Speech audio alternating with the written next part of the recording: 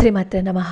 మానసికంగా బాధపడే వాళ్ళకి అమ్మవారి ఒక అద్భుతమైన నామాన్ని ఈరోజు మనం తెలుసుకుందాం.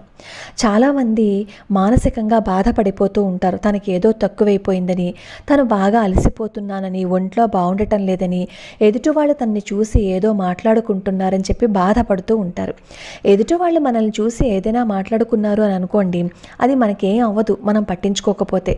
ఇప్పుడు బంతిని తీసుకువెళ్ళి గోడకి కొట్టాము అనుకోండి, మనం క్యాచ్ పట్టుకోకపోతే విసిరిన వాడి దగ్గరికే కదా వెళ్తుంది. అలాగే వాళ్ళన్న మాటలు మనం పట్టించుకోకుండా ఉంటే మనకే మంచిది. వాళ్ళ మాటలు పట్టించుకొని మానసికంగా మనం కృంగిపోతే మన ఆరోగ్యమే పాడైపోతుంది. అలాగే ఎప్పుడూ నెగిటివ్ థాట్స్ లేకుండా సత్సంకల్పం చేస్తూ ఉంటే మనం ఏదనుకుంటే అది సాధించగలం. అలాంటి సత్సంకల్పం మనకి రావాలి అంటే అమ్మవారి నామం శ్రీ నిత్య శుద్ధాయై నమః.